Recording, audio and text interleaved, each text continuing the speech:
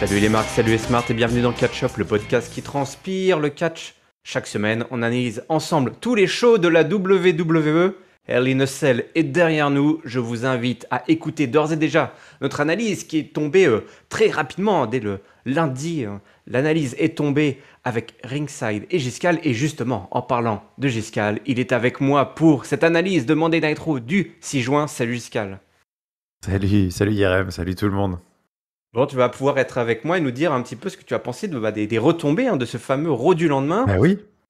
Qui était très excitant parce qu'il s'est passé des choses assez incroyables à Hell in a Cell. On a vu des hommes se battre jusqu'au bout malgré la douleur physique et mentale. Et donc on va découvrir ensemble quelles décisions ont été prises sur cette nouvelle route qui se dessine en direction d'un des pay-per-view préférés des spectateurs du WWE Universe, Money in the Bank. Mais avant ça, mon bon Giscal, il est l'heure de rendre des comptes, il est l'heure d'annoncer les résultats de notre championnat de pronostics. C'est l'heure. Ouais, je sais que ça t'intéresse parce que je sais que c'est quelque chose qui te tient à cœur. Tu joues pour la gagne, toi. J'ai déjà dépoussiéré mon armoire à trophées, j'ai fait de la place. Je m'attends, je suis très impatient.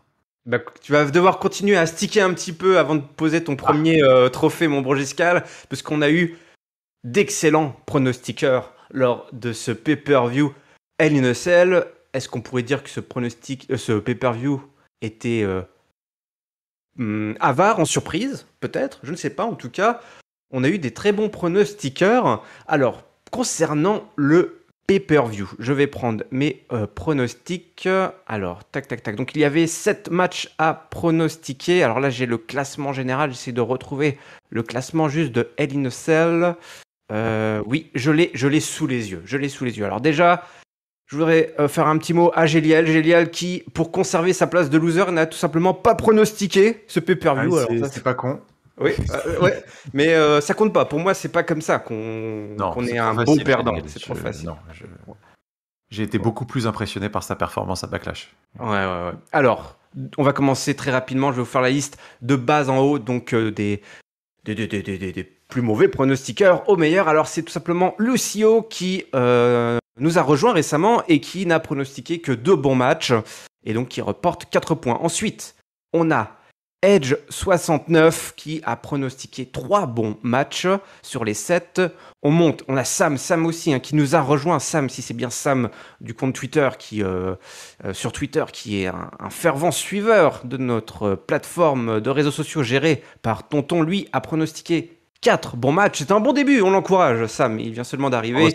Voilà, il a tenté des choses un petit peu spéciales, mais voilà, des fois ça passe, des fois ça casse.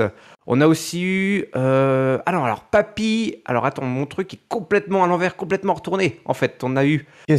Oui, j'ai fait n'importe quoi. On a aussi Papy, Letty, qui ont pronostiqué seulement 3 bons matchs également. Voilà, Papy et Letty, c'est pas terrible à catch-up, on est vraiment... Ainsi que Tony Voris aussi. Tony Voris, ouais. Je ne sais pas comment on dit. Ouais. En fait, la petite astuce, c'est que lui, il a un point de plus. Pourquoi ? Parce qu'il a bien pronostiqué la triple frite. Une triple frite, ça rapporte 3 points au lieu de 2. Et c'est là où ça devient intéressant. C'est notamment avec Money in the Bank qui se profile. Là, il va y avoir des points qui vont être distribués, mais ça va être la pluie de points va tomber. Alors ensuite, si je reprends bien le fil, avec 11 points, et donc qui ont pronostiqué 5 bons matchs, y compris la triple frite, nous avons Aelros, alors là, avec, je sais pas, l'origine de ce nom, Norbert de la Rivière, ça me dit quelque chose. C'était pas un mec qui était sur les CDC, ça me dit. Je me demande, c'est vrai que ça me parle. Ouais, il y a des noms comme ça qui nous frétillent un petit peu notre mémoire vive des cahiers du catch.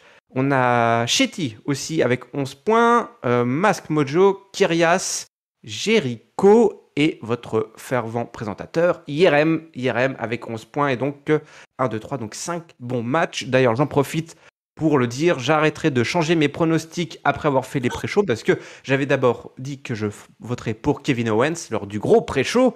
Et puis après, je me suis dit, mais non, ils ont raison, bien sûr, ça va être Ezekiel. Ils m'ont mis le doute, j'ai mis Ezekiel et je me suis fait avoir. Voilà, n'oubliez pas, ne jamais changer son pronostic au dernier moment. Surtout si c'est pour suivre les conseils des chroniqueurs de catch-up. Là, c'est la loose assurée. on arrive sur la première marche du podium. Bon, Giscal. Et oui, il y a eu du beau monde. Beaucoup de gens ont pronostiqué 6 bons matchs sur 7. C'est surtout le match de Kevin Owens et Ezekiel qui vous a mis dedans, qui vous a évité beaucoup de perfect. Et tant mieux pour les autres qui vous suivent, tant pis pour vous. La liste est longue, je vous la fais dès maintenant. Donc avec 13 points, on a Raphaël, Johanna, Franck, Sully Perfect, Ringside, Gino, Furieux, Chat, Seb et enfin, évidemment, toi Giscal. Oui. Eh oui, qui une Encore fois de plus a loupé un match le du perfect. Ouais, Ah ouais. ouais, j'ai loupé sur un match.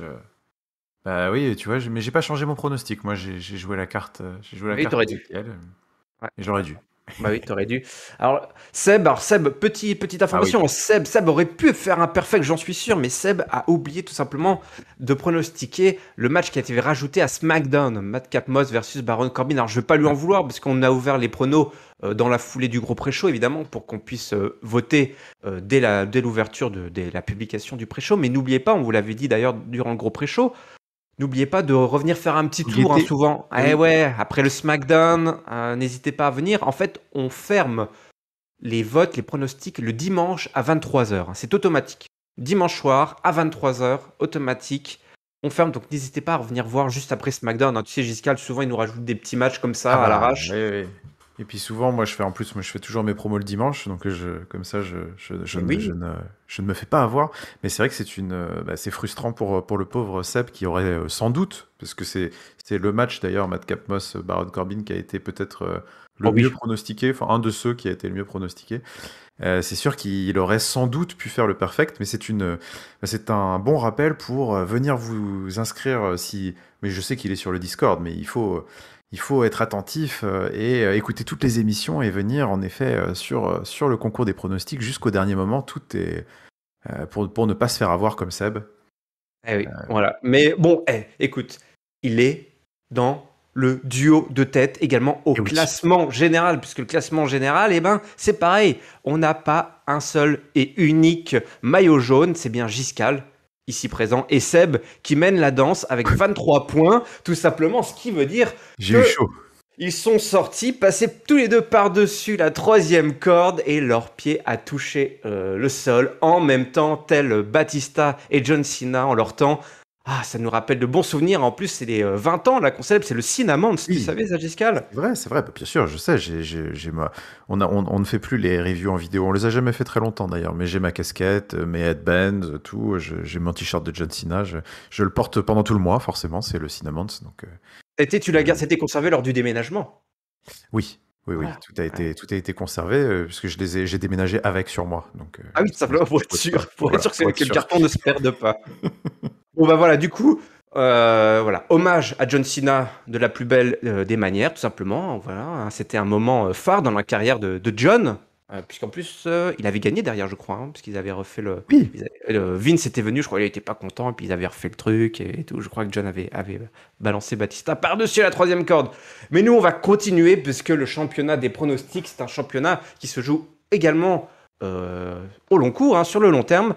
Donc pas de champion couronné encore ce soir, ni de roll-up champion, parce qu'il y avait trop de premiers sur la marche. Mais je vous explique un truc super important, c'est que Money in the Bank arrive, et Money in the Bank va avoir des points à ramasser partout.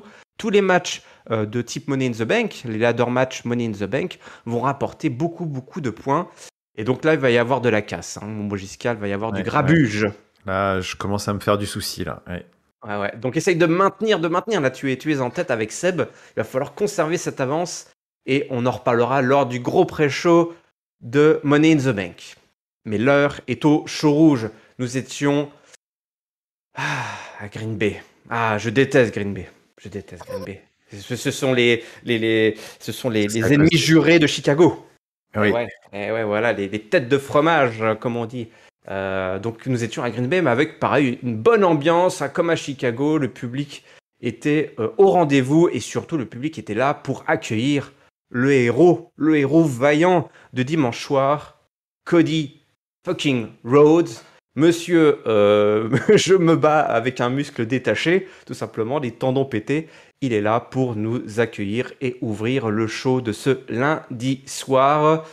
Alors voilà, il fait quelques chèques avec les fans avec son bras gauche. Avec son bon bras. Ouais. Ah ouais, ouais, on voit qu'il est, bah voilà, hein, comme dimanche soir, hein, sa mobilité est réduite, mais sa bonne humeur est à 150%. Il a bien conscience de l'exploit qu'il a réalisé, mais il a aussi conscience de dans quelles conditions il se retrouve aujourd'hui. Il y a des chants, des ovations, évidemment, Cody, il adore ça. Il se baigne dans les ovations du public. Il a vu voilà, tous les mots d'amour qui ont jailli sur les réseaux sociaux, voilà, qui ont vanté son courage, et il n'y a que de l'amour pour Cody Rhodes. Mais il n'y croit pas vraiment, parce que pour lui, c'est un privilège, en fait, d'être là. Hein. Il a conscience de la chance qu'il a d'être à la WWE, il a conscience de la chance qu'il a d'être en main event, il a conscience de la chance qu'il a d'être aujourd'hui parmi nous. Alors, il nous explique effectivement, s'arracher un pec, c'est un peu démoralisant. Ça, c'est vrai, jusqu'à là. Hein. C'est pas un truc. Oui, alors, on connaît tout ça. Hein. Ouais. Voilà. Mais il veut pas rester se baigner dans sa tristesse. Euh, voilà, il nous parle de notre Rhodes, il nous parle de sa fille. Voilà, elle est grande et comme ça, elle peut voir que même quand on est tout au fond du trou, il faut rester fort, se relever et se battre pour tout simplement ce qu'on croit en fait. Hein, Giscal, c'est ça la leçon de vie un petit peu de ce soir. Oui, c'est ça, exactement. Il arrive.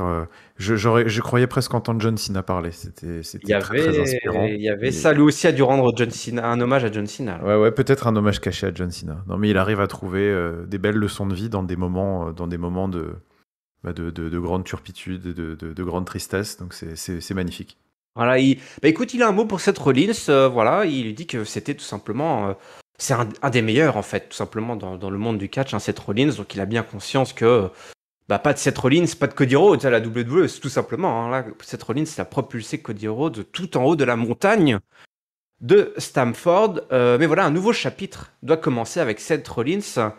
Et ce nouveau chapitre, il va peut-être commencer tout simplement avec ce qu'il y a au-dessus de la tête de Cody Rhodes. Et ce qu'il y a au-dessus de la tête de Cody Rhodes, c'est les contrats Money in the Bank. Jusqu'à on en parlait. Et oui, ils vont être au-dessus du ring pendant quelques semaines. Là. Et oui, à croire qu'il a presque oublié qu'il devait se faire opérer. Mais oui. C'est vrai que le mec a déjà... Tu dis, oui, 4 mois là pour l'opération. C'était surprenant de le voir parler de ça, j'ai trouvé. Mais, oui, effectivement. Mais maintenant, on passer après maintenant. Mais oui. Alors voilà, et donc c'est ça qu'il a en tête. La musique de Seth Rollins retentit, il arrive, il prend son micro, Cody est un petit peu confus, il dit écoute Cody, je t'aime pas. Cody lui dit moi non plus, hein, je t'aime pas, mais tu as gagné mon respect. On a tout simplement produit un des plus grands matchs de l'histoire moderne du catch. Hein, n'ayons pas peur des mots, c'est ce que vous avez dit un petit peu avec l'ami Ringside dans ce pay-per-view qui vous a tout simplement fasciné, hein, c'est le mot, fascinant, qu'on ait aimé ou détesté, qu'on ait été troublé, en tout cas c'était tout à fait fascinant de voir ce match se dérouler sous nos yeux. Et il a un mot, il a un mot très très qui sonne, qui sort la petite larmichette, hein, tout simplement, qui va tirer la larmichette auprès de fiston Rhodes. Et il a dit, que Dusty ce soir, en regardant Cody, il est très fier de son baby boy, de son fiston, et ça on sait que c'est très important, hein, pour Cody Rhodes, pour ceux qui suivent un petit peu, qui écoutent un petit peu les déclarations, les interviews de Cody Rhodes.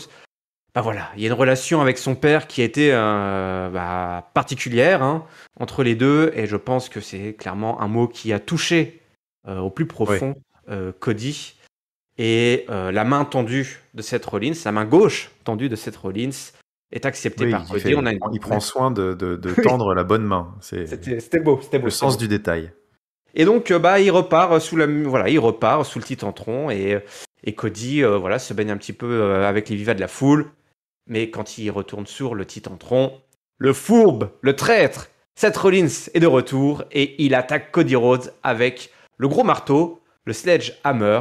Et là, on se dit, écoute, le rendez-vous dans 4 semaines, je pense qu'on peut l'annuler là, hein, à Money in the Bank. Cody est parti pour se faire opérer. Cody est parti pour un énorme retour, d'ores et déjà. C'est certain. Quand on ne sait pas, mais en tout cas, ce ne sera pas dans un mois. Non, ce ne sera pas dans un mois, ce sera sans doute en effet dans 5-6 mois, comme c'était attendu. Mais quelle exécution, encore une fois. Ces deux-là, tu les mets Tu les mets dans le ring et ça donne des moments historiques parce que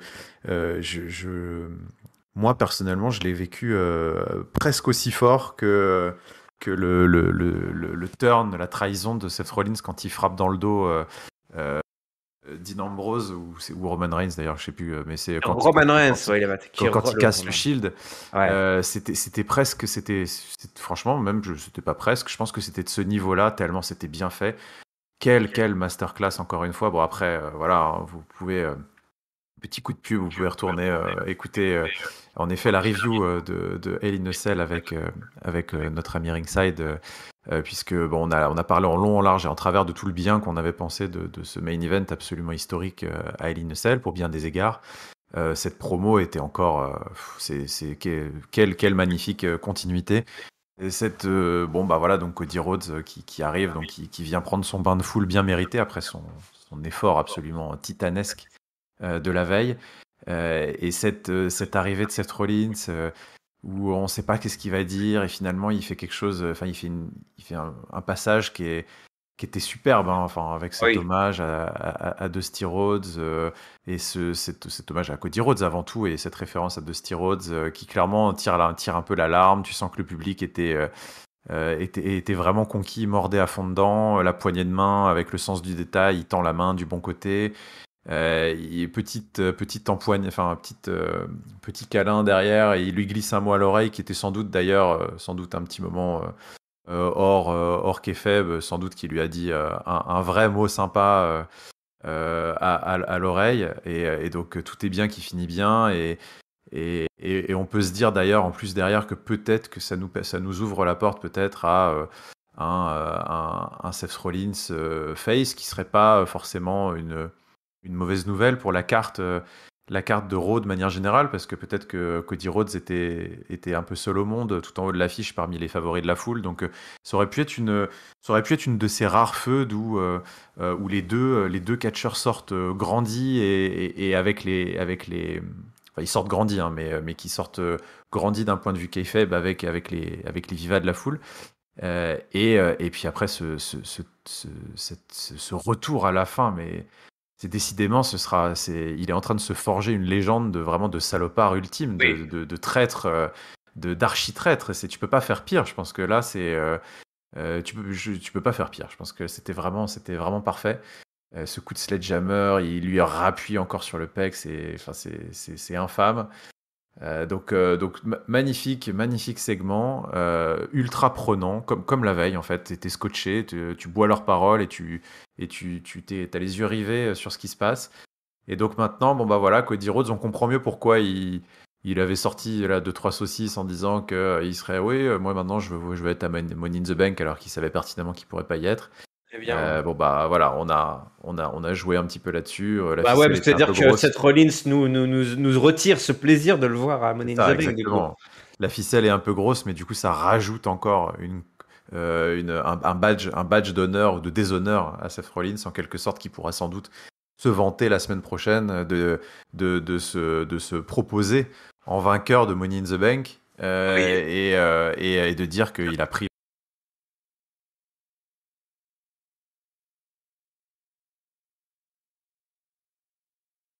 une façon de réintroduire dans quelques mois Cody Rhodes, donc rondement mené et même plus que rondement mené, c'est vraiment cette feud restera dans les annales et elle est loin d'être terminée.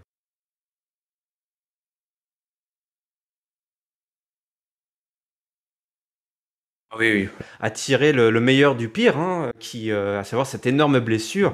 Et c'est là où tu dis le catch quand il mêle la réalité et la Ah ouais. fiction, c'est que le catch à son meilleur, surtout avec Ah, c'est ça, c'est ça. des stars comme ça, là, voilà, des performeurs qui sont au top de leur niveau, tout le sens du détail et tout. Oui, tu as raison, c'est tout simplement une magnifique sortie de rivalité qui nous fait déjà Mais baver d'impatience quoi, bien, et pour la puis suite.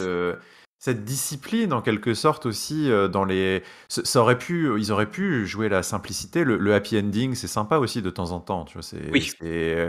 Mais cette discipline, on va dire entre guillemets, qui est propre aussi au catch, hein, voilà, d'entretenir toujours cette dualité face-heel et de pouvoir se conserver des portes de sortie pour le futur. Parce qu'on sait que l'histoire de la WWE ne s'arrête jamais et qu'elle est longue de plusieurs années avec toujours des rappels, des feux d'interminables, des rivalités légendaires. Finalement, de résister à cette envie de clore, de fermer le livre et de se garder ça pour plus tard. Ça va donner, je pense que ça, quand il reviendra, ils finiront, je pense, d'écrire une des plus belles rivalités de la WWE moderne, on va dire, de la dernière décennie, hein, incontestablement.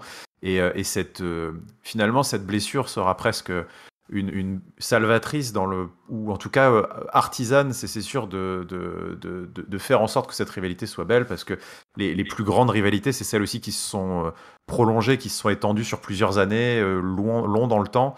Et donc incontestablement, ça fera partie de celle-ci, je pense. Ouais, je te rejoins complètement. On a là tout simplement assisté à un incroyable premier chapitre de cette rivalité qui est déjà effectivement sur la rampe de lancement pour rejoindre les plus grandes feuds de l'histoire de la WWE. Le catch, une histoire sans fin.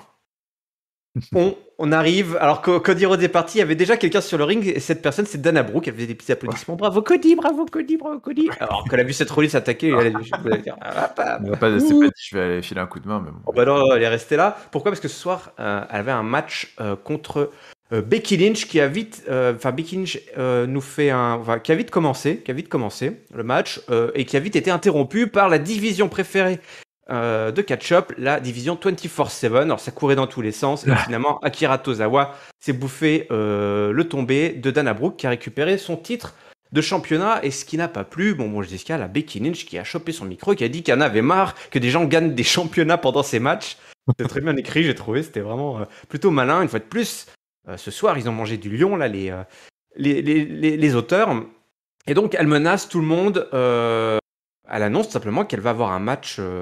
Il faut que ce soit un match pour le titre 24/7 ce soir. Dana Brooke versus Becky Lynch, et elle prévient que quiconque osera intervenir pendant ce match se trouvera tout simplement la gueule en miettes, direction l'hôpital pour la division 24/7. Alors là, plus personne ne bronchait, même T-Bar, hop, moufté, T-Bar, il n'a rien dit. L'Irlandaise lui a cloué le bec.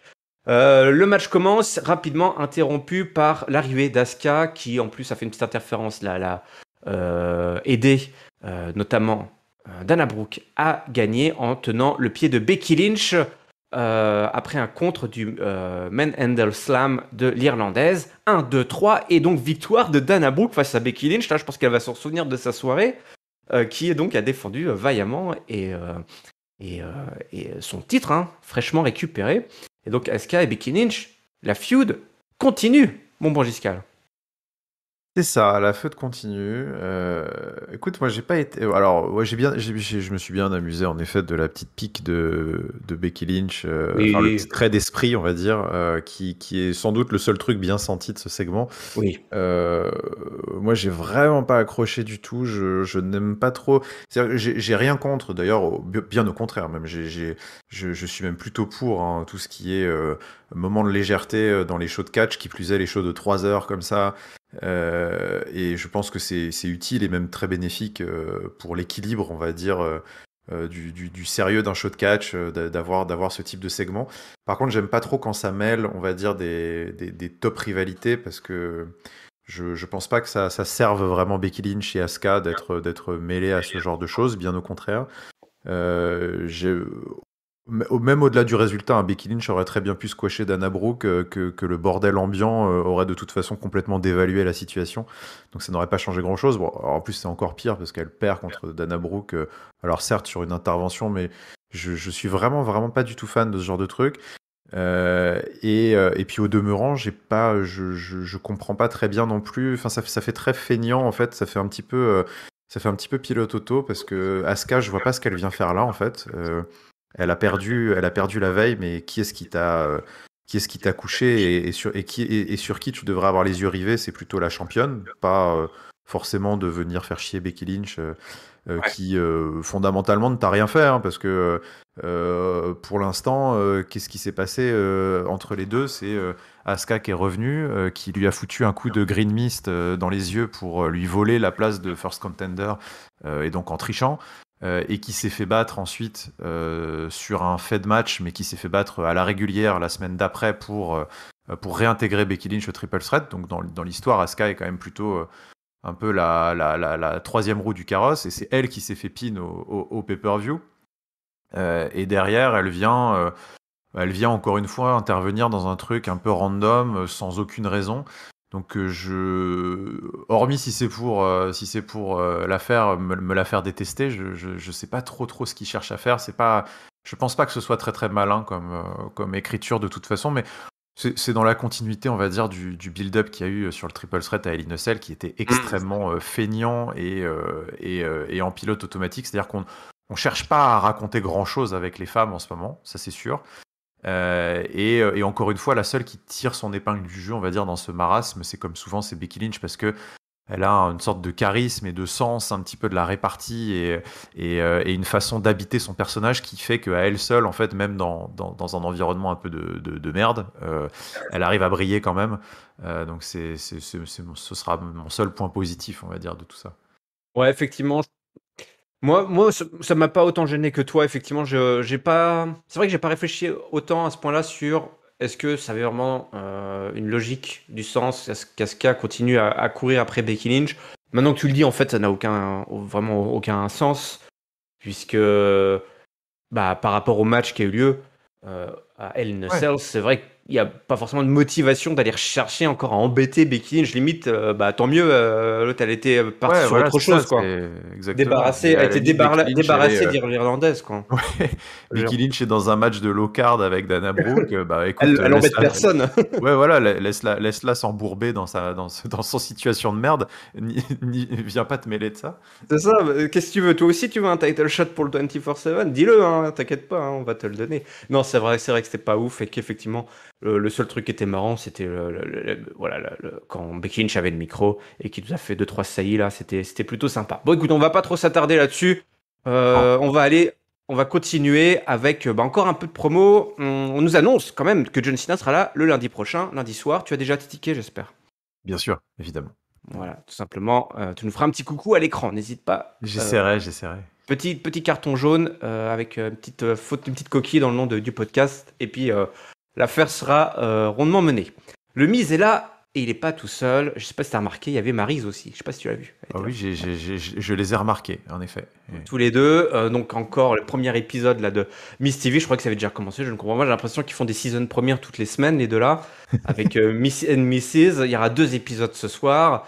Voilà, ça fait de la cheap hit sur la ville de Green Bay, ça j'étais bien content. Miz essaye d'éteindre la foule et la musique de Riddle retentit. Il arrive sur sa trottinette et il nous sort quelques petits mots en français. Bonjour Maryse, je sais pas comment elle est Maryse. Bonjour Maryse. Et puis après, mais il mélange. Après, il a parlé en allemand et en suédois et j'ai l'impression qu'il mélangeait un peu toutes les langues. Il est citoyen du monde, le Riddle. Ouais, je sais plus. Ouais, ou alors il avait un très très mauvais français parce que j'étais là. Je crois qu'il avait un très mauvais français. Ouais. Oh la vache. Il faudrait que je retrouve le transcript de ce que l'ami Riddle a dit. Parce que voilà, c'était pas forcément très audible. Mais Maryse nous a sorti une petite réplique en français. Accent québécois évidemment. Je sais plus ce qu'elle a dit, mais c'était plutôt agréable à l'oreille. Même si, bon, l'accent québécois, c'est particulier. Hein, on aime ou on déteste. Mais ça ne laisse pas indifférent. Il dit, alors je sais pas, il a sorti un truc bizarre. Il a dit que il y a eu un petit mot pour Randy. Il va falloir quand même qu'il coupe le cordon avec Randy Orton. Hein, il va pas pouvoir faire ça toutes les semaines. Il dit qu'il espère que Randy soit bientôt de retour comme son beau-père. Je sais. Le beau-père de Riddle est parti acheter des cigarettes. Il est jamais revenu visiblement. C'est peut-être une vanne sur, je sais pas, il les a abandonnés ou je sais pas où il a quitté sa mère, j'en sais rien. Ouais, j'ai pas compris. De toute façon, avec Riddle, parfois il faut juste se laisser porter. Hein. Oh oui, faut pas chercher à comprendre. Faut juste, t'as raison, être dans le flow, tout simplement. C'est ça. Donc voilà, ça s'embrouille un petit peu. Et surtout, Riddle, il a de l'ambition, lui aussi. Il en place une pour Roman Reigns. Il dit qu'il va aller chercher tout simplement la tête de la table pour aller lui choper le titre. Alors, tout le monde est motivé. Donc évidemment, on commence à se placer pour le Money in the Bank, hein, Giscal. On n'est pas Bien naïf. sûr, bien sûr. Ouais, Ah, tu nous connais, hein. Ouais. ouais. Il en place une à ton pote Johnny. Hein. Il dit que John Cena, il incarne Peacemaker hein, dans le film et la série. Effectivement. Je sais pas si tu as vu la série Peacemaker avec John Cena. Eh bien, écoute, non, non, je lui ai pas fait cet honneur-là encore. C'est le mois de John Cena, donc c'est le moment ou jamais. Hein. Tu peux prendre un premier mois Si je veux d'abonnement. binge-watch la série, c'est Ouais, je maintenant. sais pas sur quel Paraît-il network que que ça. c'est bien, hein. Mais oui, paraît-il que c'est pas mal, ouais. Puisqu'il fait un excellent Peacemaker. Voilà, un gentil méchant torturé. Donc ça, c'est notre John, hein, un gentil méchant qui est toujours sur le point de bascule. Pendant que lui, Miz, il fait le homemaker. C'est une petite blagounette, l'homme au foyer. Et puis après, ça fait des blagues sur les coucougnettes. Eh oui. Il y en a un l'autre, il lui dit, t'as des petites couilles. Et Maryse dit, mais non, mon mari a des couilles moyennes. Et l'autre dit, mais non, plus grosses. Commence à s'abîmer. Et puis à la fin, c'est les plus grosses couilles de l'univers, visiblement. Riddle lui demande de le prouver. Et tout ça va se régler dans un match ici et ce soir. Un match qui va pas durer très longtemps. Puisque Miz, ça se retrouve à l'extérieur. Et puis Riddle arrache le pantalon du Miz et on voit son slip. Et puis Et on on a voit des que du coup, ses couilles ne sont peut-être pas si immenses que ça non plus. elles sont dans la moyenne, Giscal, tout Non, dans la simplement. moyenne, voilà. Non, mais C'est voilà, sa femme qui a ce qui mesuré. est très Hein. bien, ce qui est Bah très oui. bien. Ouais. Enfin, vu qu'il a l'air d'être facilement peu pudique, ce garçon, donc je pense qu'il se D'ailleurs, je balade. sais pas si c'est si une bonne chose d'avoir des testicules de taille gigantesque, hein. Non, je Je suis pense. pas sûr que ce soit si pratique que ça. Non, je pense que tu as des soucis. Il y a des soucis dans la Ouais, vie, je pense. Hein, ça, il faut le dire. Il faut rester dans la moyenne. Voilà, il faut rester dans la moyenne, tout simplement. c'est ça. Et puis, on a un RKO. 1, 2, 3. Victoire de Matt Riddle. Et voilà. Donc, Et Matt voilà. Riddle qui prend Et son voilà, petit voilà. ticket pour le Money in the Bank. Voilà, tout Ça, simplement. tout Bon simplement. petit segment. Ouais, Bon petit segment. on a bien rigolé. J'ai trouvé ça très rigolo, l'échange entre les deux. Moi, les blagues de couilles, ça me fait toujours rire, personnellement. Oui, Je à suis 12 homéopathique, ça passe très bien. Voilà, à dose homéopathique, c'est très bien. Dilué dans un show de 3 heures avec beaucoup d'eau, c'est très très bien. Donc moi, ça m'a beaucoup fait rire. J'ai trouvé. De toute façon, les interactions, le Miz, il peut raconter ce qu'il veut au micro, il me fera toujours marrer. Donc j'ai trouvé ça très bien. C'est des segments qui mangent pas de pain. Il arrive à plugger son émission, booker un match, hyper le pay-per-view. Tout ça en 5 minutes, 5-10 minutes chrono. C'est du boulot de professionnel. À mentionner quand même l'intervention de Tommaso Ciampa quand même Oui, je l'oubliais, dis donc. parce que c'est vrai que c'est ça qui a provoqué aussi l'acceptation du Miz qui au début avait refusé le match, hein, en bon heel qu'il est, puisque il refusait le challenge et c'est Ciampa qui est venu par derrière cogner Riddle et donc du coup le Miz s'est dit ah tiens ça vaut peut-être le coup d'en profiter. Donc écoute, plein de choses d'accompli en 10 minutes.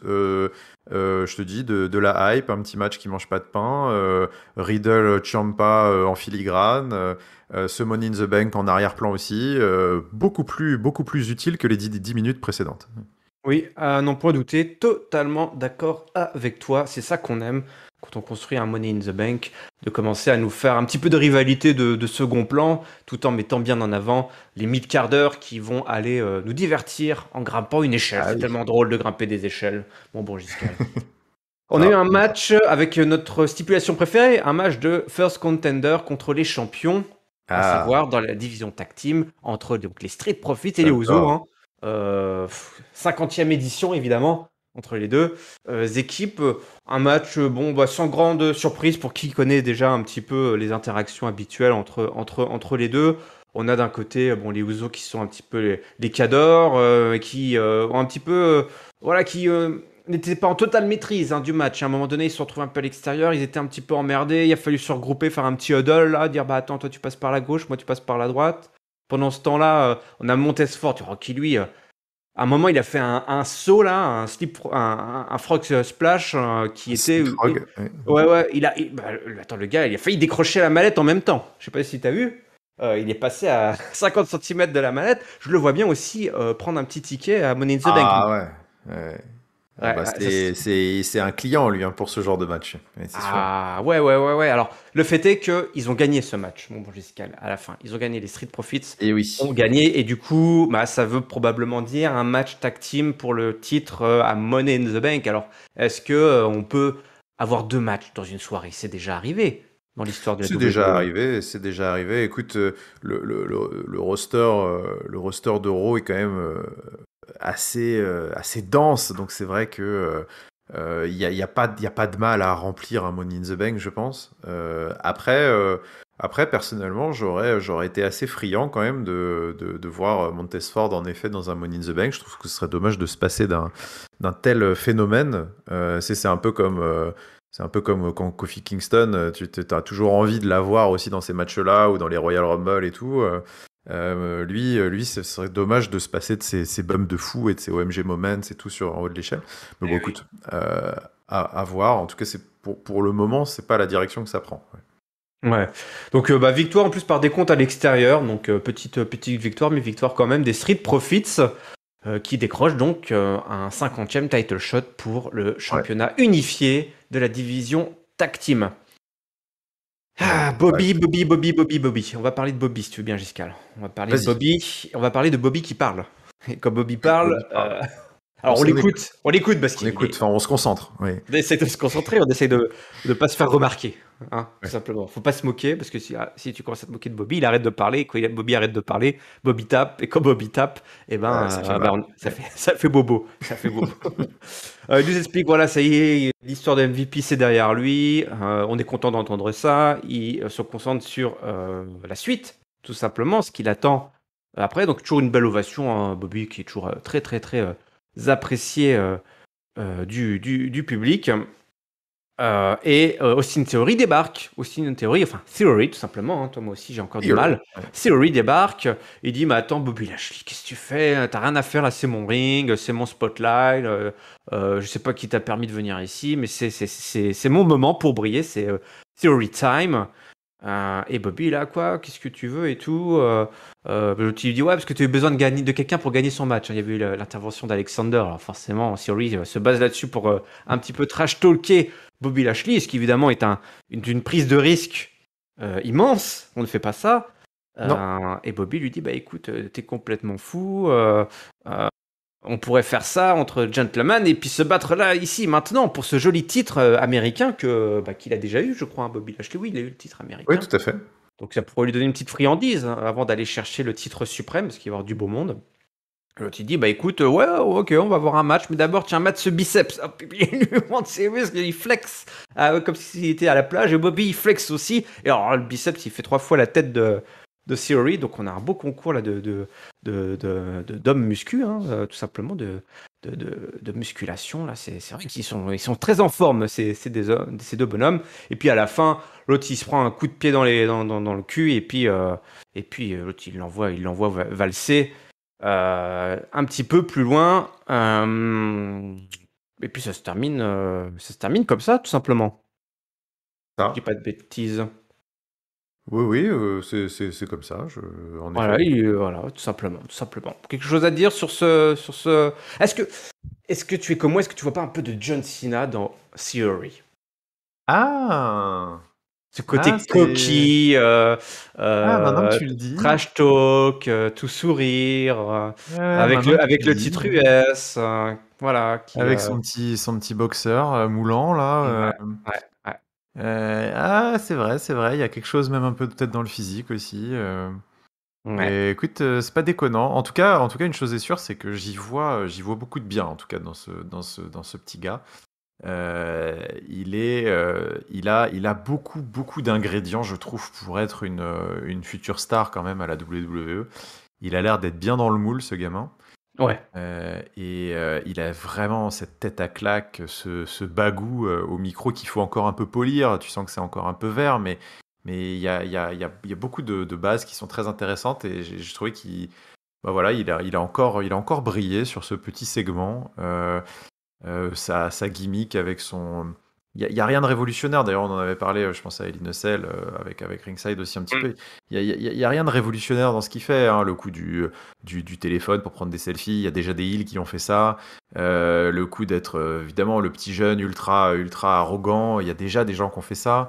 Et son style de catch n'a pas. Enfin voilà, c'est un style très cruiserweight, très virevoltant. Il a pas de. Même si son finisher je trouve assez Oui, cool. pendant son match, il Euh, avait sorti 2-3 moves bien sentis quand même, assez ouais, ouais, innovants, j'ai ouais. trouvé. Mais tout ce qu'il fait, il le fait bien, il le fait juste. Ouais. Et ouais, j'aime bien ce que je vois. Bon, et puis donc écoute, j'ai bien aimé cette petite interaction. Je trouve que c'est malin à plein de niveaux. Bobby Lashley a besoin d'une feud quand même un peu plus sérieuse. Austin Theory, enfin Theory, pardon, faut plus dire Austin Theory. Euh, Yuri. et, et- et la ceinture US ont besoin aussi là d'avoir un vrai programme qui pèse. Donc cette association, elle a du sens. Et elle peut être assez fun à suivre. Si on évite à Bobby Lashley de trop parler, parce que c'est quand même jamais. Lui, Ah ce ouais, qu'il sait faire, c'est quand même taper, hein. oh la vache. Même si je l'ai trouvé assez marrant, je l'ai trouvé assez drôle sur ce segment.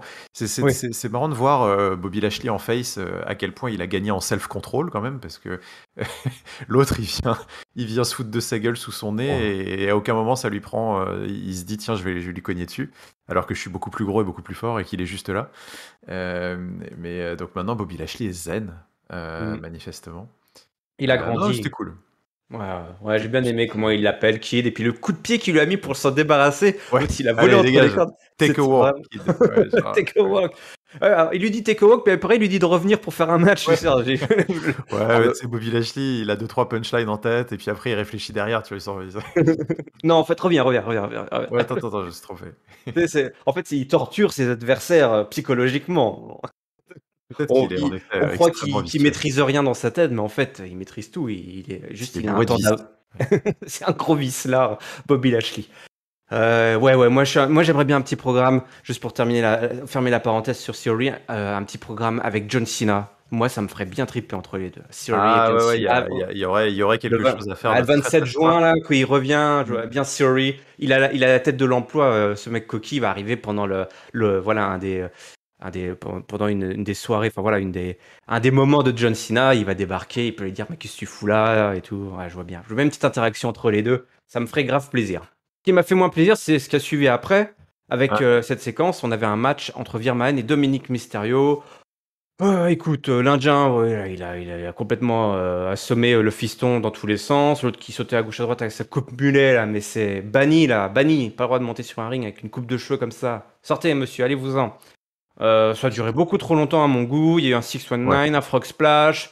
Vir a kické sur toutes ses prises. Et à la fin, Ray Ray, il a vu son fiston qui était en mauvaise posture. Et il a disqualifié son fiston en attaquant Vir. Et puis voilà, quoi. Ouais. C'était assez inintéressant, hein, comme ce qui se passe avec Non, Rey mais Mysterio, ça. qu'il arrête avec ça. Ça fait quoi Putain, là? non. Ça fait quoi? J'ai l'impression que ça fait 3 mois Ah oui, là, je suis en train de m'énerver, là, du coup, en lisant le résumé, ça m'énerve. Ah, ça m'agace. Non, mais c'est vrai que je sais pas, j'ai l'impression que ouais, ça fait 3 mois que depuis presque ouais si depuis mars qu'ils se foutent sur la gueule ces trois-là. Et faut qu'ils arrêtent. Enfin, c'est bon, concluez. Filez-lui un match, je sais pas, Money in the Bank. Il les explose et puis il passe à autre chose. S'ils veulent vraiment faire quelque chose avec ce chevelu barbu là, bah, qui défonce les mystérieux et qui passe à autre chose, quoi. Je comprends Ah pas en fait. oui. Pourquoi ça traîne, Je- là? ils ont vraiment rien à lui faire du tout. En fait, j'aime pas ces situations où il te présente un mec, il te hype un gars comme si c'était le futur monstre et tout.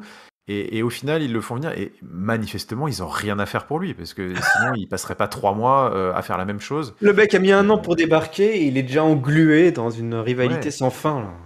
Ah, c'est insupportable. Non, c'est vrai que en plus, je te cache pas, le match, je l'ai passé en avance très très rapide parce que j'en Oh, avais rien à t'as bien foutre. fait. C'est la meilleure décision que t'aies Euh, prise ce ouais. soir, là, hein. J'en avais rien à foutre et donc il est grand temps qu'il fasse autre chose avec ce mec. Ouais. Ouais. Bah écoute, du changement, c'est maintenant, mon bon Giscal, puisque le Judgment Day est là, il débarque, et là, Là, là, on va discuter. Là, on va discuter. Ouais. Là, qu'est-ce qui s'est passé ce soir? Il s'est passé qu'il y a eu quelque chose. Un choix a été fait. Un choix a été fait. Un putsch. S'est produit sous nos yeux. Le Judgment Day, donc, mené par Edge et accompagné donc de Damian Priest et Rhea Ripley, ils viennent pour nous révéler tout simplement qui est le 4e membre, le nouveau membre qui va rejoindre le groupe. Et la musique de Finn Balor retentit. Le prince Finn Balor, l'ancien démon Finn Balor, rejoint officiellement. Il n'y a pas d'embrouille. On aurait pu croire qu'au début, en fait, c'est Finn Balor qui débarque, mais c'était pas le mec qui était attendu. Non, non, non. Sans grande surprise, Finn Balor rejoint le Judgment Day. Et puis, alors, il nous explique, tout ça est entremêlé de pourquoi. Ils ont vu assez visiblement, c'est Ripley et Priest qui ont prêché pour Finn Balor après le match qui les a opposés la veille au soir. Ils ont vu des choses et Finn Balor a ouvert les yeux face à la vérité éclatante qui a surgi lors du match. Alors, je sais pas si toi, ça t'avait sauté aux yeux, cette vérité éclatante. Non, non, ça m'avait pas sauté.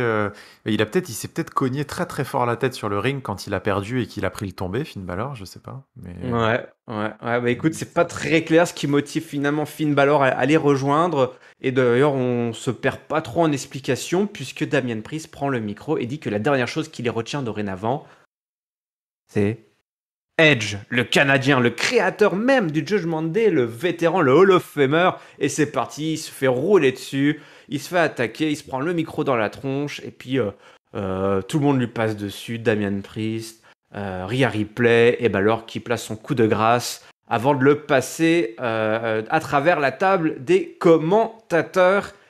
Et donc, on a bien un nouveau membre de Judgment Day, mais visiblement, il n'a que 3 slots, 3 places disponibles. Il fallait s'en débarrasser nous, et on se débarrassait du patron, tout simplement. Vite fait, bien fait. ouais, dis donc, les petits jeunes ne sont pas très reconnaissants, hein. Ah non, zéro reconnaissance Zéro envers le Hall reconnaissance. of Famer qui leur Ça, avait c'est apporté cette génération, cette nouvelle génération, c'est incroyable, hein.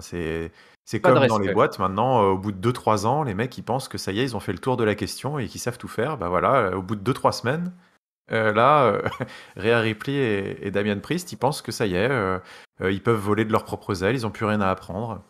C'est fou. Mais non, coup de théâtre totalement inattendu. Là, j'avoue que je suis sur le cul. Pas forcément très confiant pour la suite, je te cache pas, personnellement. Par contre, je pourrais pas leur enlever que ce coup de théâtre est quand même extrêmement bien exécuté. Enfin, j'ai beaucoup apprécié le segment. C'est vrai que c'était très très prenant, très sympa à regarder. Cette promo était bien écrite. Dès les premières lignes, dès les premières phrases de Rhea Ripley, tu pouvais commencer à lire un petit peu entre les lignes que tiens, quoi, il faut casser nos chaînes, il faut s'émanciper, c'est ce que tu nous as toujours appris, tout ça. Enfin, j'ai trouvé que c'était très finement amené. Les deux, tour à tour, ont pu prendre la parole. Tout s'est bien fait. L'arrivée de Balor, qui était amusante. Le jeu des commentateurs aussi a contribué à ça, et tu sentais que le public dans la salle aussi ne savait pas sur quel pied danser. Tu pouvais te demander est-ce qu'il vient par rapport au match d'hier, est-ce qu'il va vraiment les rejoindre. C'était pas net pendant quelques minutes, donc ça c'est toujours amusant à regarder. C'était bien fait, j'ai trouvé. Et puis finalement, voilà, il est là, et puis cette trahison entre ils, peut-on parler de trahison? Je ne Ouais. sais pas. Et puis après ce beatdown bien violent, le crossface avec la barre de la chaise aussi entre les dents, le Oui. concerto à la fin, beaucoup enfin bien violent, histoire de bien montrer, ok, Edge on le reverra pas tout de suite. Non. Euh, donc c'est bien foutu. Maintenant, il y a l'après, et c'est vrai que autant le match de Hell in a Cell m'avait plutôt bien convaincu et bien reboosté, parce que j'avais apprécié le fait qu'ils aient la discipline, on va dire, de calmer les arrivées en pay-per-view, d'arrêter avec les surprises comme ça et de se concentrer un petit peu sur le catch, parce que ça manquait pour crédibiliser un petit peu la force qu'était le Judgment Day, et puis pour leur donner un petit peu une identité dans le ring et tout. J'ai trouvé que c'était habile à Hell in a Cell d'avoir focalisé toute l'attention un peu sur le catch. Et d'ailleurs, le match était très axé aussi sur le rôle des jeunes qui avaient sauvé Edge à plusieurs reprises pendant le match. Et j'avais trouvé ça bien d'inverser un petit peu la tendance. Manifestement, c'était sans doute des prémices aussi pour continuer cette histoire. de se dire, bah oui, peut-être qu'on n'a pas besoin du vieux Grizzly. Ouais, mais ça, ils l'ont pas assez. Toi, ils auraient dû insister plus là-dessus. Peut-être qu'ils auraient pu insister un petit peu plus là-dessus. C'est vrai que vu que j'avais déjà perçu ça un petit peu dans le match de la veille, je me suis dit, bon, j'étais un petit peu dans le flow du truc. Je me suis dit, bon, c'est ça. C'est vrai que je pense qu'ils auraient gagné peut-être à un petit peu plus insister là-dessus. Ça aurait été malin. Néanmoins, maintenant, il y a l'après. Et c'est vrai que. Alors, j'étais le premier à critiquer les promos de Edge qui n'étaient pas très inspirés, j'ai trouvé, hein, pour présenter un petit peu Ah la bah, tu nous l'as motivation. démotivé, hein. Là, je pense qu'il t'a entendu. Ouais. Il s'est dit, il y a Il Giscard m'a a peut-être, raison. ouais, il s'est dit, ouais, en fait, c'est pourri, je me casse.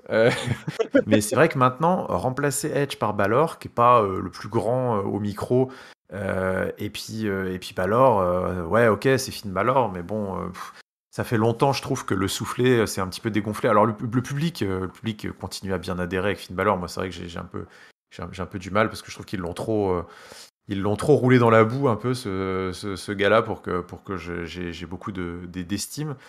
Mais maintenant, on se retrouve face à un trio c'est Finn Balor qui se pose un petit peu en mec le plus capé de l'histoire. Mais en même temps, il n'y a plus de leader, hein, parce que sinon ça n'a plus de sens, hein, ce qu'ils nous ont raconté. Donc il n'y a plus de leader, donc tout le monde est un peu à égalité. C'est un groupe de 3 mecs un peu rebelles comme ça.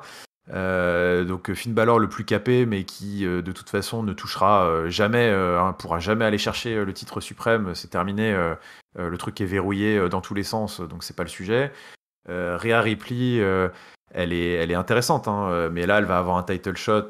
On anticipe sur le reste de l'émission, mais elle va sans doute se faire éclater les dents par Bianca Belair à Money in the Bank. Ou en tout cas, ce serait une énorme surprise si c'est pas le cas. Et Damian Priest, ça reste un mec qui pour l'instant est quand même très mid-card. Donc là maintenant, avec cette nouvelle composition et la perte, on va dire, du talent un petit peu et du génie de Edge, j'ai très peur quand même sur la survie de cette faction. Et je sais pas du tout ce qu'ils ont en stock. Mais autant j'ai apprécié le segment, autant j'ai un peu peur pour la suite. Ouais, bah c'est ça en fait. Le segment était bien foutu, sans grande surprise véritablement, mais plutôt bien exécuté. Moi voilà, ce que je regrette, c'est qu'ils ont été pas très clairs dans leur motivation, et du coup, enfin, même si on sentait que quelque chose était bizarre, un truc qui était off, comme on dit, un truc qui n'allait pas, on voyait sur le visage de Edge sur la fin qu'il sentait aussi qu'est-ce qu'il me raconte. Ouais. Puis il commence à dire, ouais, faut reprendre voler de nos propres ailes, qui commence à parler au micro, mais puis en s'adressant au public, mais en s'adressant à Edge. Voilà, ça commençait à sentir le roussi pour le Canadien.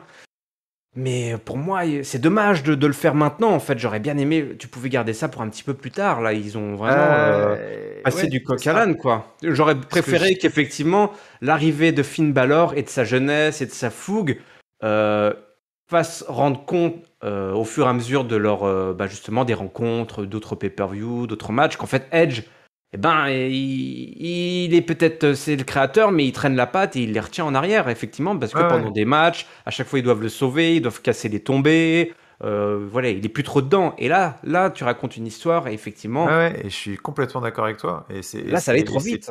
C'est un peu l'impression, tu vois, bah exactement, c'est un peu l'impression que j'ai eue après quand j'ai fermé Raw hier. Je me disais, j'avais presque le sentiment que on avait eu affaire un peu à une avance rapide dans l'histoire, Ouais. comme s'ils avaient appuyé sur avance rapide. Et presque, tu vois, j'en venais à me demander si, bah écoute, peut-être qu'ils sont pas si satisfaits de cette histoire et de ce truc-là. Et est-ce qu'ils ont pas eu envie de débrancher le truc un peu comme ça, voilà, Oui. sur un coup de tête, parce qu'ils sont capables aussi, ils sont coutumiers du fait, de se dire, bah tiens, allez, vas-y, finalement, ça marche pas trop, c'est pas ce qu'on voulait faire, allez, ça dégage, Mm. on va blesser Edge, on change, et puis dans quelques semaines, c'est terminé. J'ai presque eu un petit peu ce sentiment-là, parce que ça avait l'air tellement d'être rushé, en effet. Il y avait des choses intéressantes à faire, tu l'as bien expliqué, mais que ça arrive si vite, ouais, je sais pas, j'ai quand même j'ai un sentiment un peu d'inquiétude que j'arrive pas à m'en défaire, quoi. Ouais, ouais, non, mais je te rejoins. Je pense qu'effectivement, il y a eu. Alors, la raison du départ de Edge, elle peut être multiple, hein. On sait que Edge, Oui, bah, bien voilà, sûr. il a un Oui. contrat allégé qui va pas faire de janvier à décembre. il a des contraintes. C'est aussi qu'il y avait, alors il y avait aussi des histoires avec tous ces blessés en pagaille dans le main event. On pouvait se dire, bah voilà, ils se rendent compte que Edge a sûrement plus de valeur tout en haut de la carte seul que un petit peu embourbé ou on va dire invisibilisé par cette faction. Mais bon, le mec, il se fait complètement détruire, donc c'est pas pour le revoir la semaine prochaine. Donc c'est pas forcément pour le remettre tout en haut, main eventer, babyface, dans un mois. Donc voilà, il y a une raison, effectivement. J'ai ce sentiment là, comme toi, que ça a été rushé parce qu'ils se sont dit, on débranche maintenant, on va pas se donner, on perd pas de temps. Peut-être que c'était l'idée qu'ils avaient en tête depuis le début, tu sais. J'imagine très bien Edge, enfin, qui voilà, et qui avait l'air d'être un petit peu le meneur de. Je suis sûr, d'un point de vue storyline, clairement, Edge, c'est son idée, hein, cette faction, ce clan et tout, c'est lui à 100%. Je le voyais bien se dire, bah voilà, je vais pas être là tout le temps, donc il faudra que quelqu'un me prenne ma place. Et donc que bah, Finn Balor était potentiellement effectivement le prochain, on va dire peut-être pas leader, mais aller foutre le bordel. Malheureusement, dans l'exécution, voilà, on a fait effectivement la cassette a sauté. Quelqu'un a enregistré par-dessus. Il nous manque 10 minutes d'épisode. Là. C'est ça, exactement. Bon, bah écoute, on verra hein, comment tout ça va se débrouiller. On croise les doigts pour cette faction, mais comme tu l'as dit là, il retombe un petit peu là. Voilà, il faut pas trop se hyper. Même si on verra lors du main event qu'on va les revoir ces gens-là. On a eu un match très rapide expéditif. Hein. Homo s'est débarrassé de Cédric Alexander, pof, en 1-2-3 minutes. Et on a eu le retour de Dolph Ziggler et Bobby Roode, Robert Roode, qui était à rejoindre la table des commentateurs pour une petite interview. Enfin, ils avaient rejoint plutôt un intervieweur. Et Dolph Ziggler et Roode ont attaqué tout simplement Homos, super kick dans la tronche, et ils sont repartis. Et puis bah voilà, peut-être un baby, un turn face, face turn pour Ziggler et Roode qui sont de retour. Moi ça me fait plaisir, j'aime bien Dolph Ziggler. Donc je suis content qu'ils soient de retour pour alimenter cette division tag team. Moi aussi, je l'aime beaucoup. Oui. Bah voilà. On arrive avec ce qui s'est suivi avec Ezekiel qui avait un match contre Otis ce soir. Qu'il a remporté. Hein. Otis a remporté ce match. 1-2-3, un match assez expéditif. Mais ce qui compte surtout, c'est ce qui s'est passé derrière mon bon Giscal, puisque notre bon Ziki, il a attrapé son micro et il a interpellé Owens. Il a dit, ok, bah voilà, toi tu vas de l'avant, mais moi je veux une seconde chance, s'il te plaît, je veux un petit rematch la semaine prochaine. Et Owens, il débarque, le Canadien, il dit, quoi, tu veux un rematch? Mais t'es ouf ou quoi? Ah, puis il réfléchit. Allez, tu sais quoi, je me sens généreux. Je te donne ton rematch si tu admets enfin ta véritable identité, si tu admets enfin que tu es Elias. On vas-y, qui est tout, qui réfléchit, il dit ok, je l'admets. Foulé là, quoi, il admet, comment ça? Et Owens, il dit attends, non, t'admets quoi? Dis-le, dis ton nom. Et là, Zik, il le regarde droit dans les yeux et dit j'admets que mon nom est Elias. Et il le savait qui Owens. Il nous l'avait dit depuis le début. On est les idiots de l'histoire, on ne le croyait pas, et ben si. Sauf que Zik, il reprend son micro et dit attends. En fait, j'ai joué à ton propre jeu. J'ai menti pour avoir mon rematch. Je ne suis pas Elias, je suis Ezekiel. Non, en fait, c'était vraiment Ezekiel. Et gros coup de genou dans la tête à Owens. Et puis Zik qui s'en va, voilà, à moitié pourchassé par la Alpha Academy. Cette histoire continue, Giscal. Ouais, cette histoire continue. Écoute, ouais, écoute, ça me va. J'ai trouvé encore une fois que c'était marrant, peut-être un peu en deçà de ce qu'ils avaient pu faire les semaines précédentes, mais c'était c'était une manière, ok, de relancer un petit peu le truc, parce que c'est vrai qu'on n'avait pas trop compris à Hell in a Cell, l'idée un petit peu du match, parce qu'au final, on n'avait rien appris de plus, l'histoire n'est pas vraiment avancée, Kevin Owens avait gagné, mais gagner pourquoi c'est pas ça qu'il cherche à avoir depuis le début, il cherche à avoir un aveu de Ezekiel, puisqu'il est persuadé que c'est Elias. Donc c'était plus une victoire voilà, pour se remettre un petit peu les idées droites, la tête droite, quoi. Et donc là, ouais, la petite passe d'armes était marrante. Kevin Owens est toujours à fond dans les trucs les plus ridicules. T'as l'impression qu'il joue le segment comme si sa vie en dépendait. Ça me fait toujours marrer. J'adore les voir. Je trouve que c'est une des forces de la WWE dans certains segments, c'est d'arriver à jouer avec un sérieux hallucinant, une intensité folle, des trucs complètement ridicules. Et je trouve que ce décalage est extrêmement efficace. Et donc, bon, voilà, ce segment était encore un bel exemple de ça. Et donc bah ça continue. C'est pas pour me déplaire, c'est ce petit fil rouge de Raw que je prendrai du plaisir à suivre encore la semaine prochaine. Ouais, bah, je te rejoins complètement. Effectivement, on n'avait pas eu le fin mot de l'histoire. Bah, le fin mot de l'histoire, on l'aura peut-être un jour. Qui sait, la vérité éclatera peut-être au grand jour sur l'identité véritable d'Ézéchiel. En tout cas, Kevin Owens va se faire un plaisir de continuer à rechercher la vérité qu'on nous cache. On arrive au main event, puisque dorénavant, ce sont les femmes qui font le main event de Monday Night Raw, mon bon Giscal. Et on a tout simplement un fatal four-way pour déterminer la nouvelle prétendante numéro 1 au titre de championne de Raw. On a d'un côté, à ma gauche, Liv Morgan, à ma droite, Rhea Ripley, devant Doudrop, derrière Alexa Bliss. Voilà, tout simplement. J'en fais tomber mon stylo. Ouais. Il en fait tomber son stylo. Nikki ASH n'a pas le droit de tenter sa chance, mais elle avait le droit de venir encourager sa copine écossaise. Pendant ce temps-là, Bianca Belair, bah oui, c'est toujours pas mal. Bon, c'est comme une ancienne championne, mais bon, allez, pourquoi pas. C'est déjà oublié, hein. Le passé, c'est du passé. Pendant ce temps-là, Bianca Belair est assise avec ses belles lunettes, toujours, voilà, et puis sa ceinture, et puis elle est à la table des commentateurs. Donc ça se rentre dedans, évidemment, on a Liv Morgan et Rhea Ripley, il y a un passif, donc elles se mettent sur la tronche. Doudrop, eh ben, elle en a aussi après Alexa Bliss. La Powerhouse balance Morgan et Bliss à l'extérieur du ring. Ça s'échange des coups. Ripley et Doudrop s'échangent des gros coups de poing et des grosses close lines. Bon voilà, chaque protagoniste a le temps un petit peu de briller et de montrer un petit peu son catch, comme dit Ringside. Évidemment, Rhea Ripley, c'est un peu la star, hein, heureusement, d'ailleurs, avec ce qui s'est passé une heure plus tôt. D'ailleurs, mais elle n'a pas été accompagnée par son crew. Je trouvais ça un petit peu dommage qu'ils n'étaient pas encore là. Ils sont arrivés un petit peu plus tard. C'était un petit peu... voilà, les filles sont jamais vraiment retrouvées toutes les quatre ensemble. Hein. C'était un petit peu à droite à gauche. On a quand même, malgré tout, une tour de l'enfer, la Tower of Doom, avec les quatre. Ça, c'était un beau spot quand même, parce qu'il y a quand même des beaux gabarits. Nikki qui interfère pour empêcher Liv Morgan de gagner. Et Ripley qui place quand même un Riptide sur Doudrop.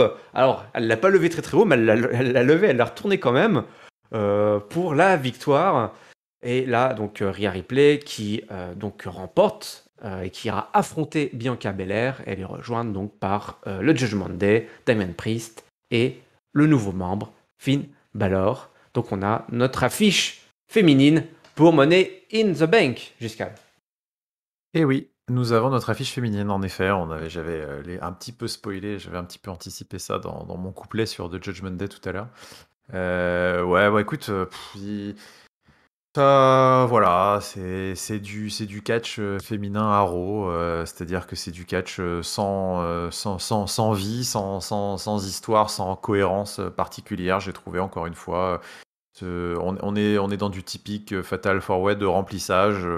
On se prend même pas la peine d'expliquer pourquoi est-ce que... Alors Alexa Bliss, ok.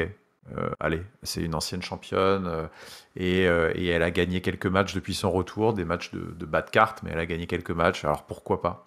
Mais par contre, Doudrop, on sait pas ce qu'elle fout là. Liv Morgan, elle fait que de se faire emplâtrer le front et elle a encore perdu dimanche en trio et on sait pas ce qu'elle fout là.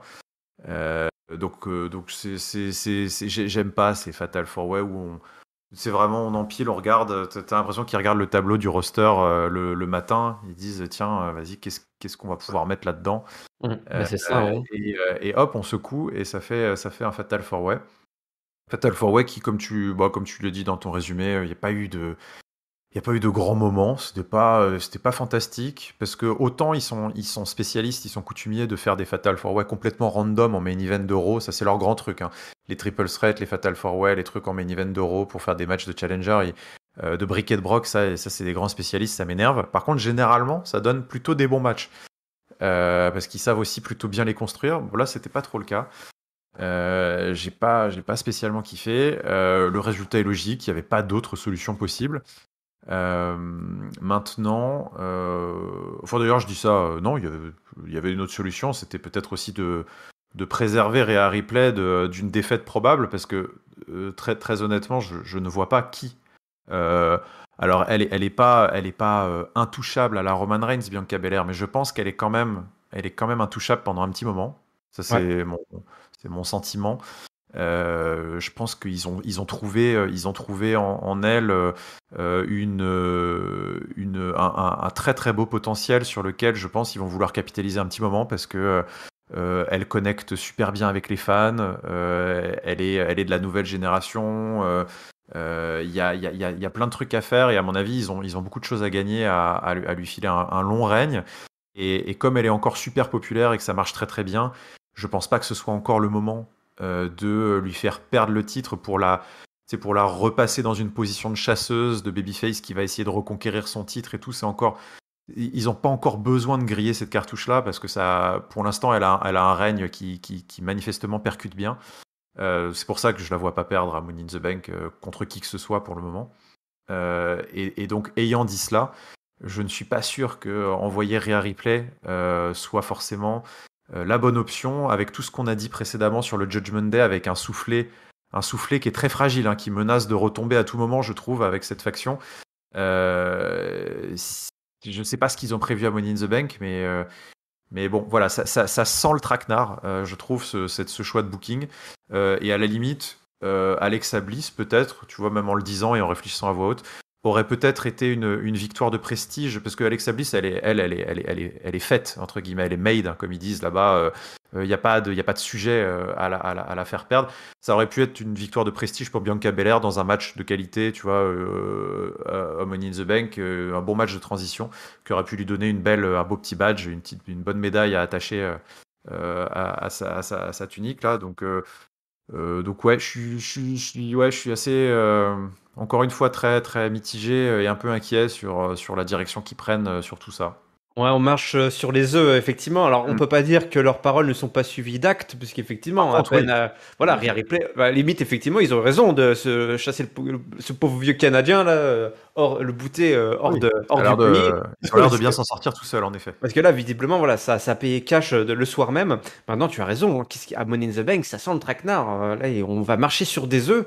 Ça va être la brutality, mais on va marcher doucement sur des œufs parce que va falloir bien réfléchir à comment on va s'extirper de tout ça pour que les deux filles restent très fortes en fait. Hein. Il faut une sortie de match qui permette à Bianca Belair et à Rhea Ripley Ah, c'est ça. Est-ce de que, ouais. conserver son statut de grande championne qu'il va falloir aller détrôner d'un côté et puis de repositionner Rhea Ripley comme une menace claire et justifiée et qui est en haut, qui arrive en haut de la chaîne comme ça. Hein. Donc Ouais. ouais, c'est assez. Ouais. Après une victoire qui était déjà pas du tout clean, hein, quand même à Hell in a Cell, hein, Bianca Belair qui s'en est sortie bah voilà, sur un petit coup du sort, un fait de match, hein, un petit coup de vis qui était bien senti. C'était sympa Oui, d'ailleurs de bah oui, l'avoir quand étoffé même. son caractère avec ça, son personnage, pardon.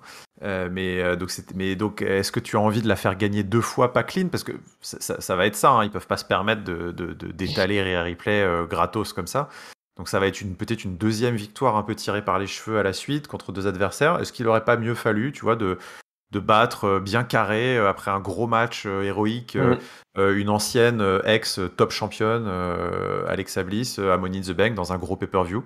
Ouais. Est-ce que ça aurait pas été plus simple et plus efficace que de faire un truc où on va essayer de sauver les meubles des deux côtés? Euh, c'est ma crainte. Ouais. Ouais, oui, non, mais je te rejoins, je pense, voilà, on verra comme ils ont 4 semaines pour y réfléchir, mais effectivement, l'histoire qui était racontée avec le Judgment Day un peu plus tôt se suffisait à elle-même. Il n'y avait pas forcément besoin de griller cash direct ce title shot. Donc, à voir effectivement ce qui va se Après, passer. le problème, comme tu dis, c'est cohérent. Enfin, c'est dans la Et lignée oui, du segment et le problème d'avoir rushé entre guillemets là, c'est ce et truc. Bon voilà. bah voilà, on va voler de nos propres ailes. Là. Le truc, c'est qu'ils sont un peu obligés aussi de l'envoyer sur la championne. Donc c'est Bah ça, oui, on c'est revient à ça, on revient à ce statut qu'on avait, sur lequel on était arrivé, c'était de se dire, bah voilà, on a tellement rushé le truc que du coup, bah, ça, par effet de ruissellement, ça exactement. atteint Ouais. y compris le main event. Donc bah voilà, Comment se bouquer dans une impasse. Ouais. ouais, voilà, ouais, c'est ça. On va voir comment on va s'en sortir. Est-ce qu'au bout de l'impasse, est-ce qu'on repart en arrière? Est-ce qu'on saute par-dessus le muret? Est-ce qu'on, voilà. Comment ça va se terminer tout ça? Bah, on le saura dans 4 semaines. Et c'est comme ça que se termine en tout cas cet épisode incroyable de Monday Night Raw, mon bon Giscal.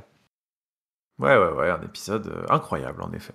C'est l'heure du mot de la fin. Incroyable. Si tu veux bien nous partager ton top, ton flop et ta note, s'il te plaît. Eh bien, écoute, je vais mettre à ce row un solide 3 sur 5. Un 3 sur 5, je reste au-dessus de la moyenne, mais je vais pas aller trop au-dessus. Parce que, bah voilà, hein, je l'ai dit, il y a quand même pas mal de petits trucs qui me chiffonnent. Il y a des grosses longueurs, il y a des segments qui servent à rien. Bah, c'est Monday Nitro, hein, on va pas se refaire. Mais il y a quand même eu des trucs, il y a quand même eu des trucs très très sympas. Bon, à commencer par cette entrée, hein, cette intro de show qui a été absolument incroyable. Des bons segments bien marrants. Il y a quand même eu du bon catch, hein, globalement, même si tout ne m'a pas intéressé. On est passé très vite sur les Street Profits contre les Usos, épisode 512. Mais bon, voilà, c'est toujours plaisant. Le catch est globalement solide, mais il y a il y a une certaine fainéantise ou un manque de vie dans l'écriture. Arrow qui est toujours quand même assez Ouais. prenant, assez flagrant, qui me chiffonne un peu. Mais bon, écoute, la Money in the Bank est encore loin. Ils ont le temps de. C'est une période, c'est un pay-per-view que j'aime beaucoup. Il va y avoir l'occasion pour tout un tas de catcheurs qu'on voit moins souvent, sans doute, de se qualifier, de briller, tout ça. Donc peut-être on a quelques lundis qui chantent, qui arrivent quand même face à nous. Donc tout n'est pas sombre. Donc 3 sur 5 quand même. Et mon top, bon écoute, je l'ai pas. Je vais, c'est obligé que ça aille à l'intro. Cody Rhodes, Seth Rollins, c'est comme Hell in a Cell, hein, les deux pourraient l'avoir. Je vais quand même une nouvelle fois le donner à Seth Rollins parce que je trouve qu'il est vraiment incroyable ce mec. Plus les semaines passent et plus je me dis que c'est vraiment le plus grand catcheur de la WWE actuellement, le plus grand entertainer à tous les niveaux.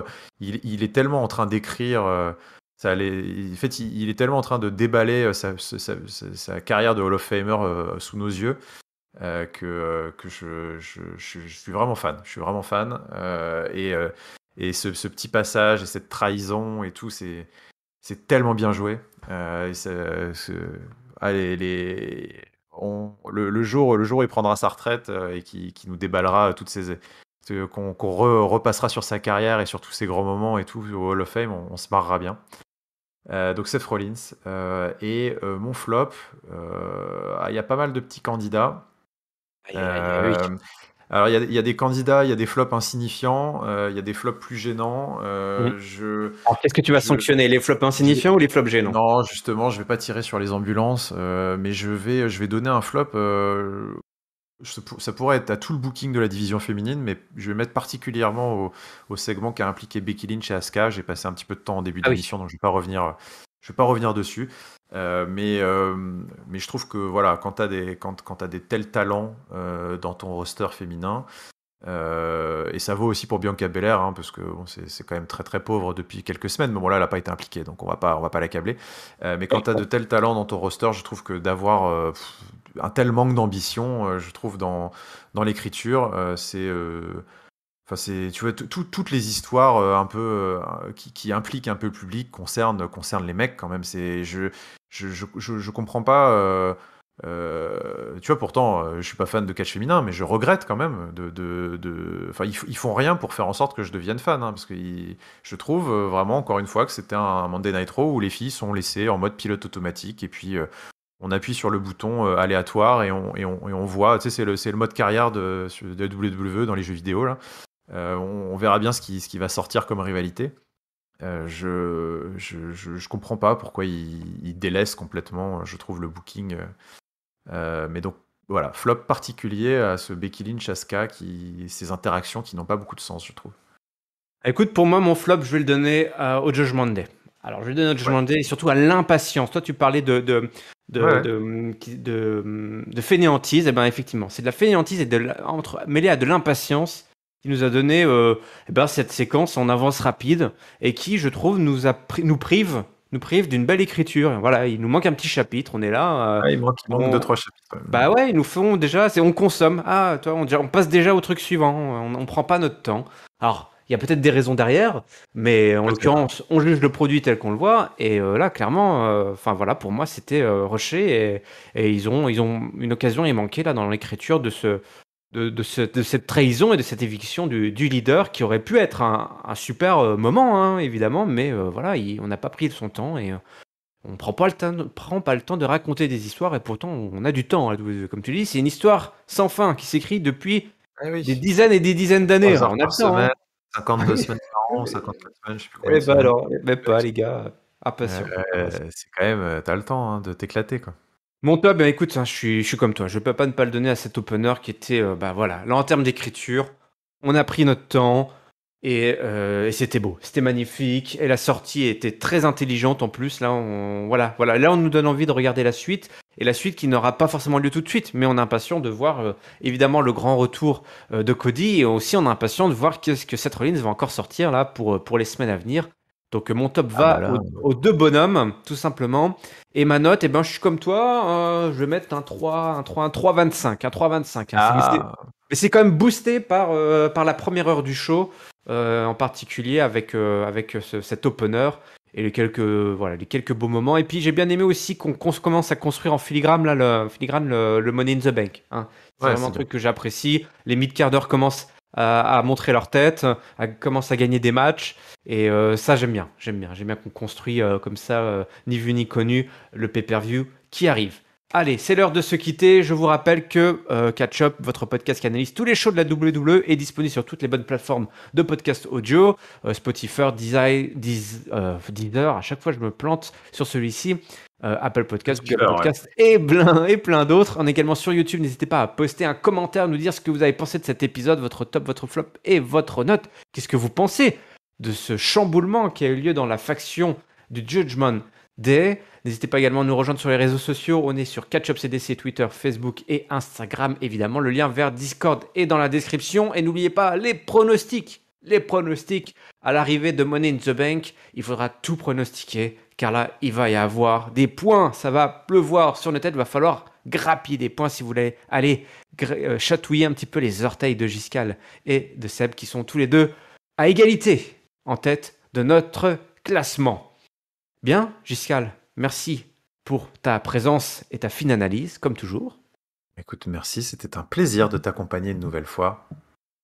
Et puis, bah, je donne rendez-vous à tous nos auditeurs et nos auditrices pour l'analyse de SmackDown. Et d'ici là, on vous souhaite évidemment à toutes et à tous une bonne semaine pleine de catch. Salut, salut. Ciao, ciao tout le monde.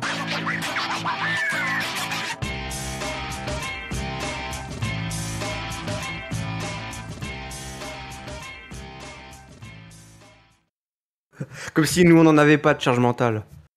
Hein, il faut penser à mettre les bières au frais, faut penser... oui, on va pas se rafraîchir toute seule, on n'y pense pas souvent, ça, mais...